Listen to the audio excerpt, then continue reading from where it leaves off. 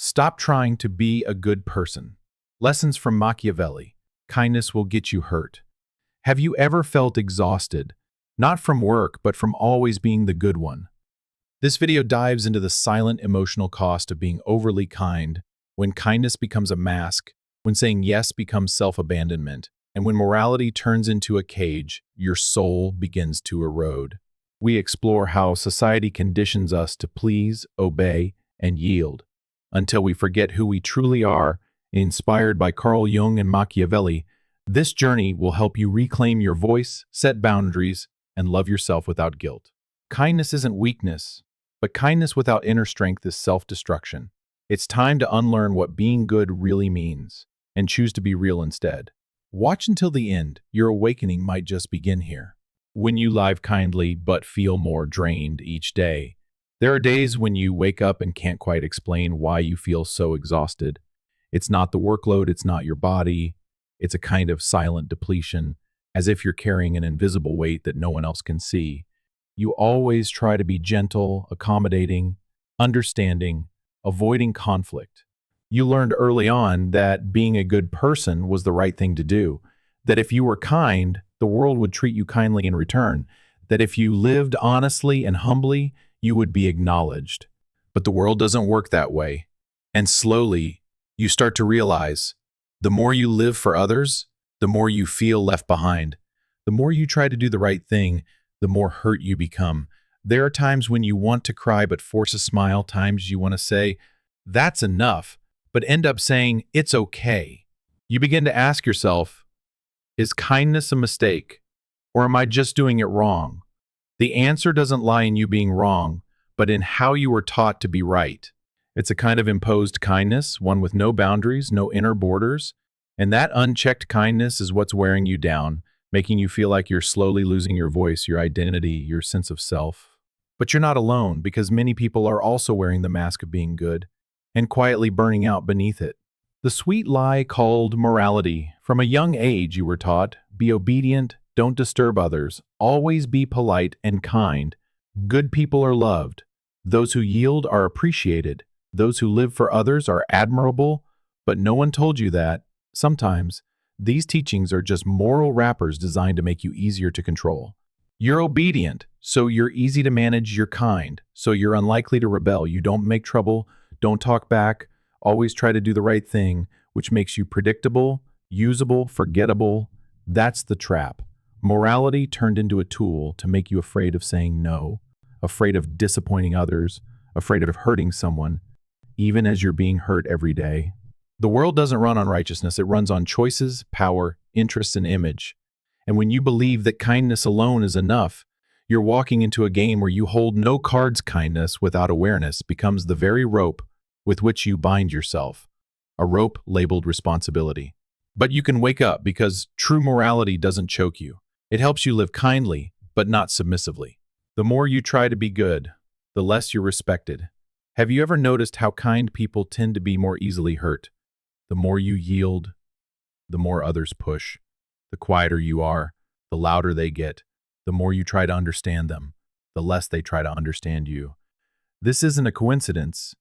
It's a social mechanism, where kindness without limits is often mistaken for weakness. The truth is, if you keep giving without boundaries, people will take it for granted. What comes too easily loses value.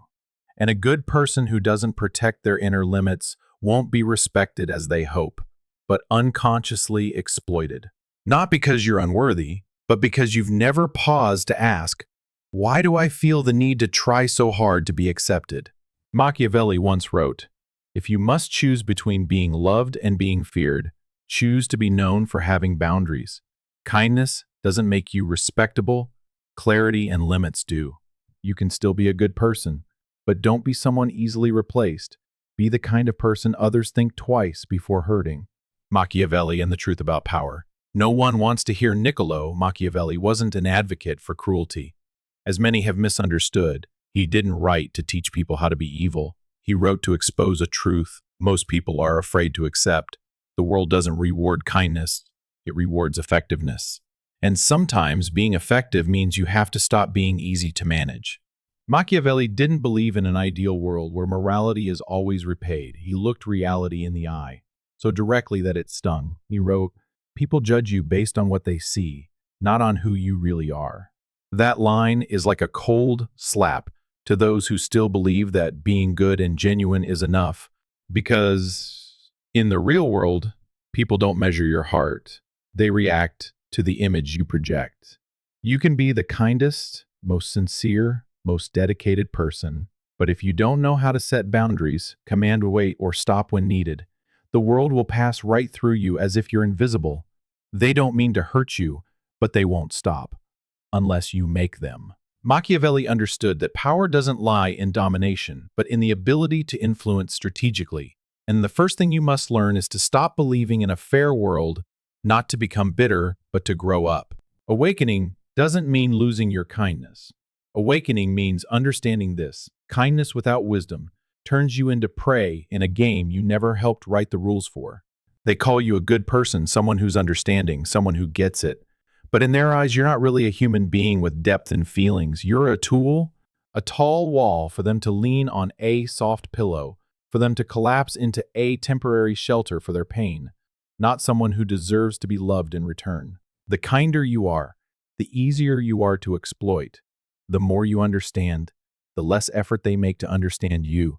The more you try to keep the peace, the more they assume you'll never walk away.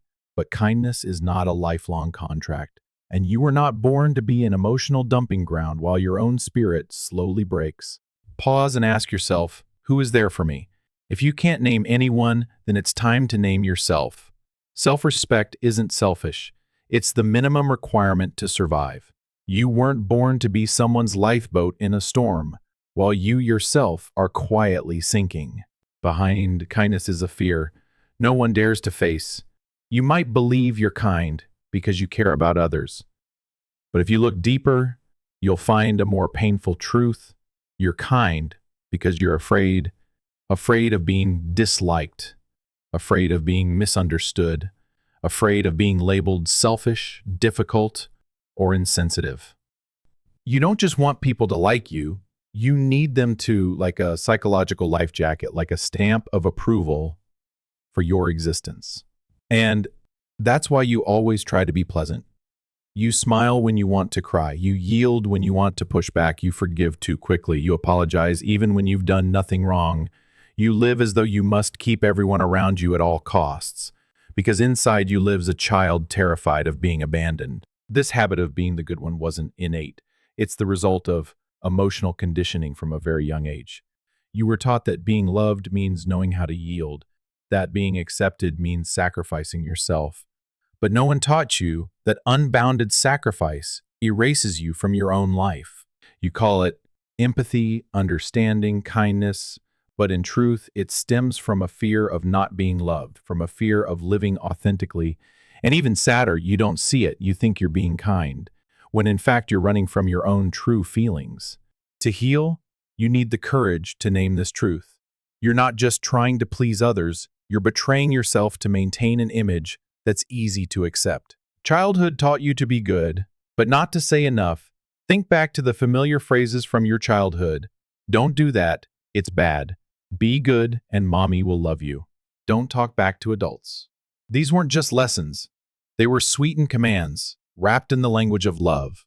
And you learned that to be loved, you had to be good. To be accepted, you had to stay silent. To be praised, you had to suppress your real emotions. You were never taught how to say no.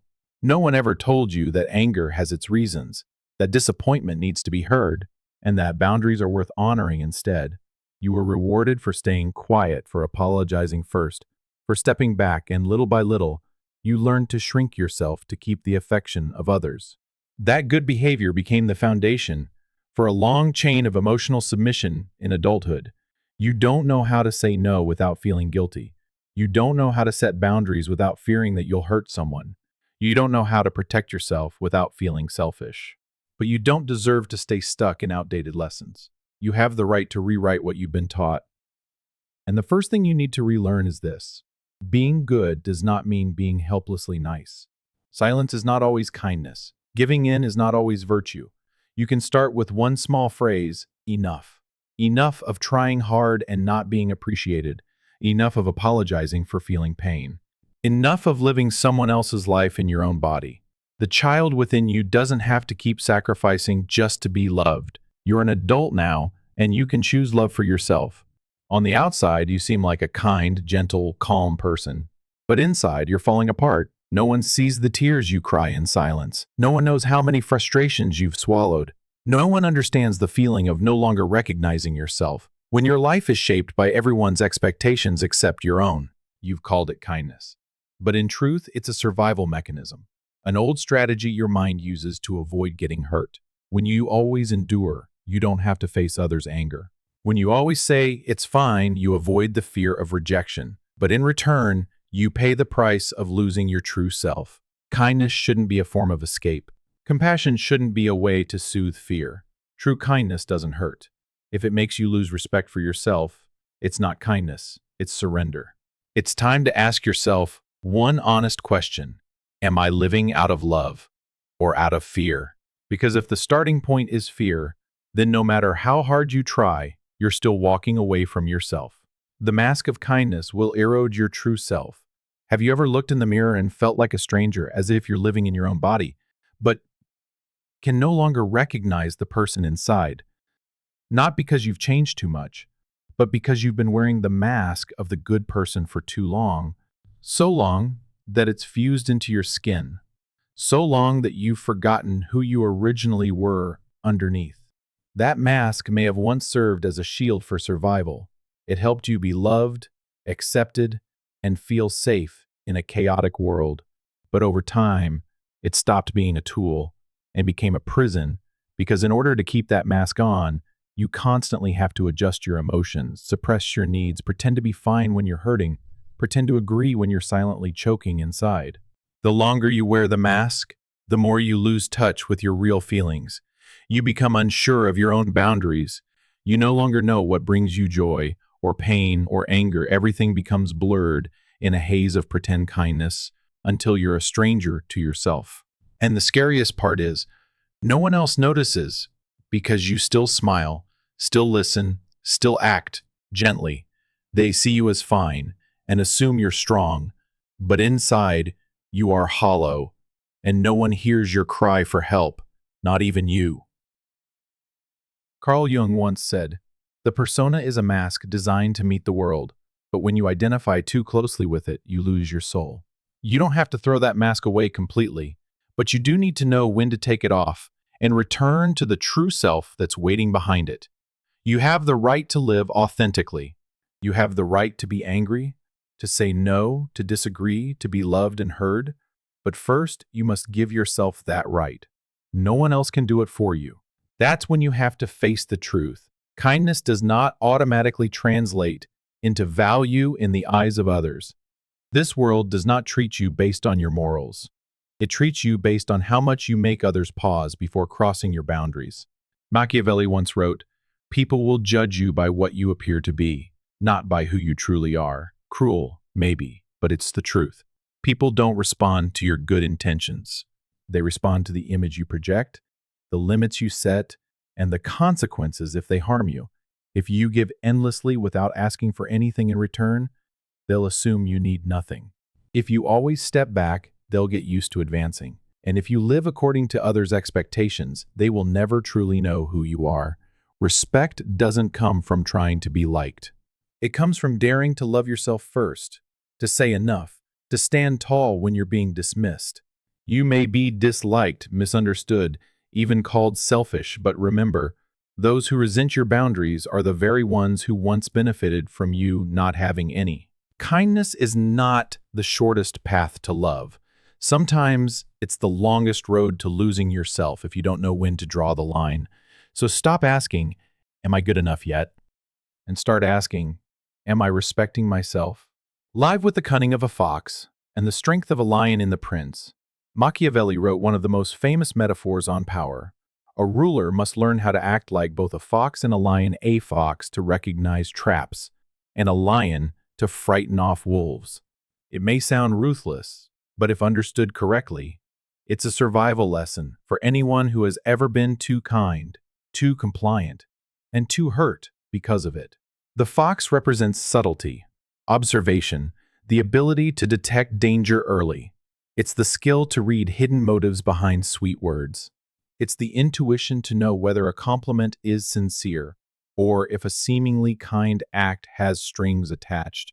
It's the power to recognize who is manipulating you through guilt or fake responsibility. The lion represents strength, presence, the kind of inner authority that makes people hesitate before overstepping.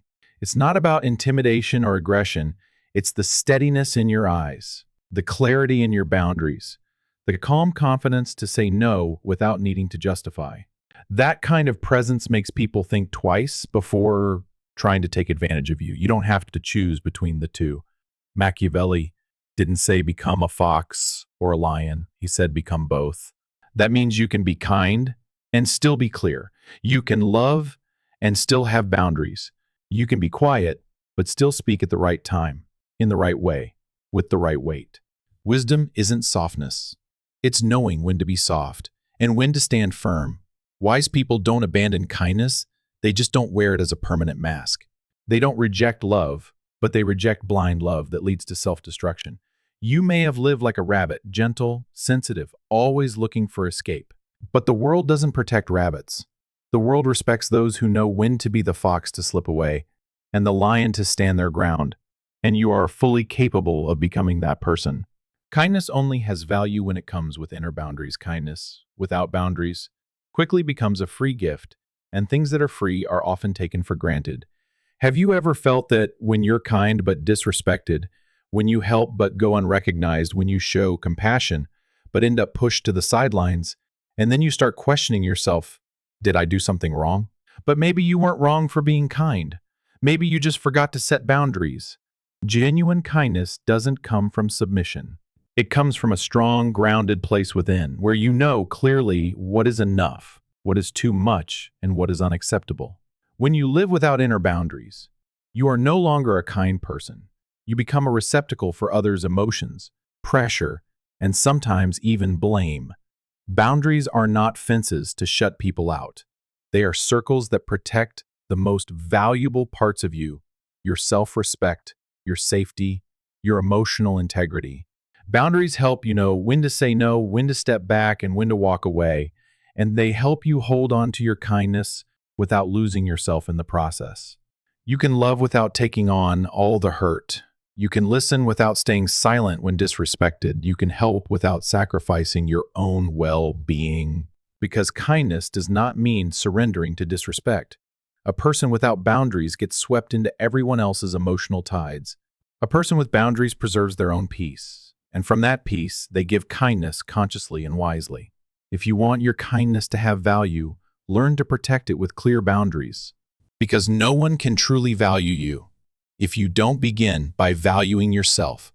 When you stop living to please everyone, how many times have you said yes just because you were afraid to say no? How many times have you smiled while crying on the inside? How many times have you apologized just to keep the peace, even when you did nothing wrong? How long have you lived in the role of the sweet one, the agreeable one, the one who never causes trouble? The truth is, you haven't been living as yourself. You've been living as the version others expect you to be, a version tailored to fit into every relationship, to make everyone happy, to ensure no one finds you too much. But in trying to please everyone, you've lost the most important person, yourself. Why are you so afraid of disappointing others? Why does being seen as selfish terrify you? Why does being different in someone's eyes feel so threatening? Because deep inside, there's an old belief, if I'm not loved, I have no value. And so you've done everything to hold on to that love, even at the cost of your self-respect, your truth, and your voice. But here's the truth you need to hear. No one in this world is obligated to accept you, and you are not obligated to please anyone. Real freedom begins the moment you let go of the obsession with being liked and start living in alignment with your inner truth. You don't need to strain yourself to make someone stay. Those who stay for who you truly are will accept even your imperfect parts, and those who stay only when you fit their tastes and comfort. Their departure is a gift that brings you back to yourself. From today, begin with one small but powerful choice. Live to be true to yourself, not to be agreeable to others, because no one can live your life for you, and no one is worth losing yourself just to remain a gentle shadow in their world. You no longer need permission. You begin living as yourself. There's a pivotal moment everyone must face if they want to live a truly authentic life. The moment you stop asking for permission to be yourself. Stop asking for permission to say no. Stop asking for permission to be angry, to be sad, to be different. Stop asking for permission to pause, to withdraw, to change direction, and to begin again without needing anyone's approval. You've spent your whole life asking for permission. As a child, you asked to play, to laugh, to express your thoughts. As an adult, you still ask in subtler ways. You wait for others to validate your choices before believing in them. You hesitate, watching their reactions before you speak. You adapt your life to stay safe in their eyes, without realizing that you've become a stranger to yourself. You've lived as if you were a rough draft, needing edits, needing approval, needing someone to accept you before you felt worthy. But you forgot something. This life doesn't need permission for you to live it truthfully. It only needs you to rise and choose yourself. Freedom doesn't begin outside of you. It begins the moment you stop waiting for someone to grant you the right to exist, with your feelings, your thoughts, and your limits. When you stop asking to be heard, you'll begin to speak. When you stop asking to be loved, you'll begin to love yourself first. When you stop asking to pause, you'll realize you can restart at any time and not feel guilty for it.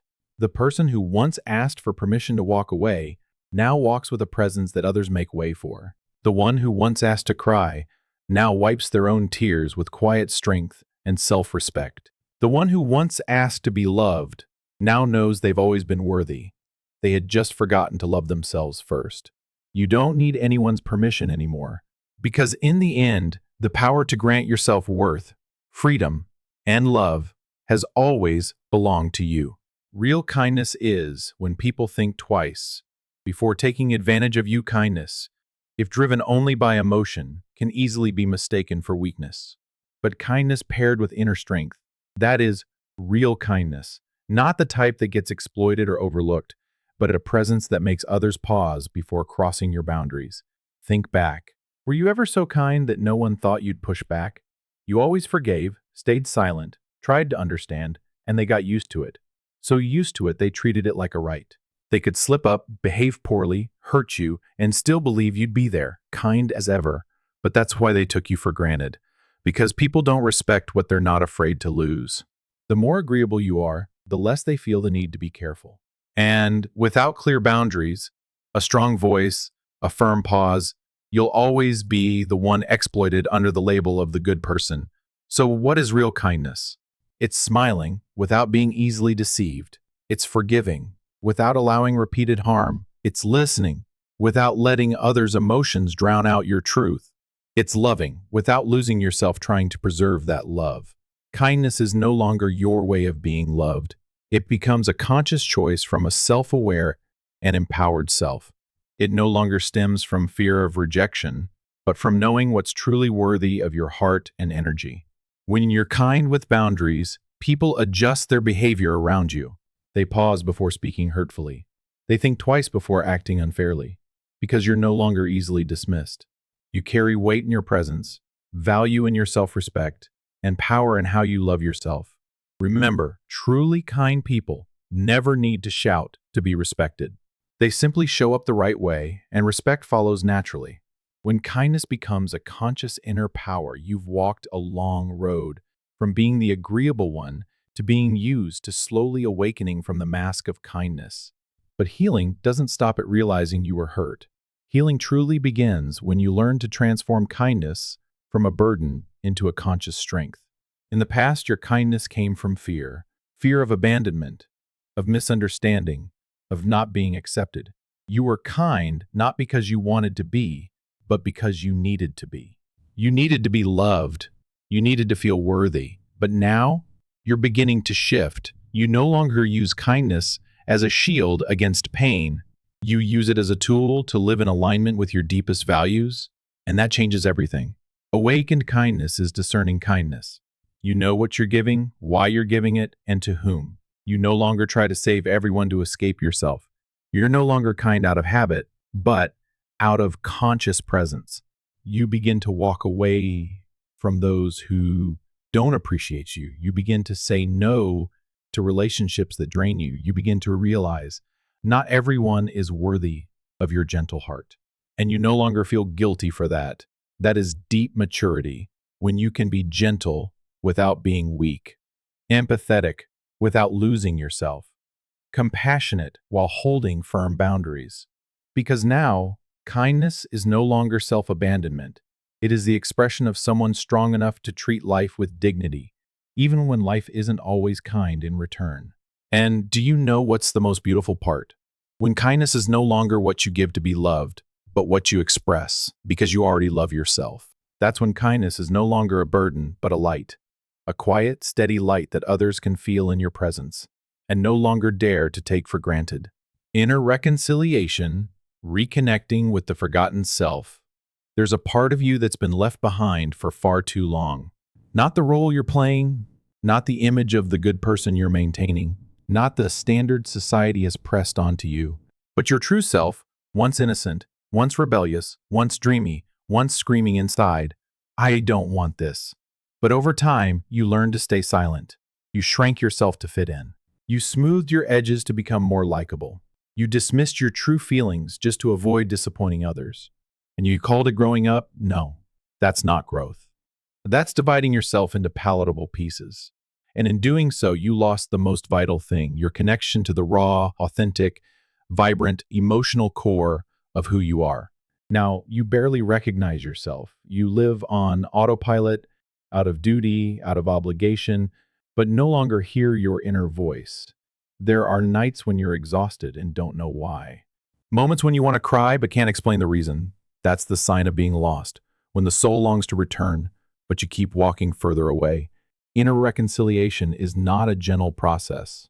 It's a brave one. Brave enough to face yourself, brave enough to name what you've rejected, the anger you hide, the sadness you suppress, the dreams you abandon just to be good. This is the moment to return and say to yourself, "I'm sorry I left you behind for so long. I've chased others' approval while forgetting the embrace you needed from me." And from the moment you look inward and hold yourself, without judgment, without fixing, without reshaping for anyone's eyes, you begin to revive. You reconnect with the real you, imperfect yet alive. Not agreeable to everyone, but authentic. Not a version made to be loved, but a whole being capable of self-love. When you reconnect with the forgotten self, you don't just heal. You awaken an inner power long asleep, and that power is what will lift you beyond every weary performance. You don't need to be liked. You need the freedom to be yourself. How many years of your life have you spent trying to be liked? How many moments have you silenced a real emotion because you feared upsetting others? How many times have you chosen silence, softness, agreeableness, just to avoid being called too sensitive, too complicated, or too selfish? But now, after all the wounds from exploited kindness, after years of trading pieces of yourself to keep others' approval, you're beginning to realize being liked is not as important as being free. Being liked is sweet, but it should never cost you your self-respect, your inner voice, or your truth. Because if the affection you receive is for a version that isn't really you, then no matter how much they love you, you'll always feel lonely in that relationship. Freedom is different. Freedom is being able to be yourself without passing through others' emotional filters. Freedom is saying no without guilt, walking away without fear of being labeled harsh. Freedom is knowing your worth and not needing others to validate it for you to believe it. True love never requires you to become someone else. Those who truly see you won't need you to bend to be lovable. They'll accept your shadows, your soft spots, your rises after falling. And most of all, they'll respect your freedom because they love you the way you love yourself. You've spent too long in the prison of approval, too long in the role of the agreeable one. But from today, you have the right to walk out, not to become hardened,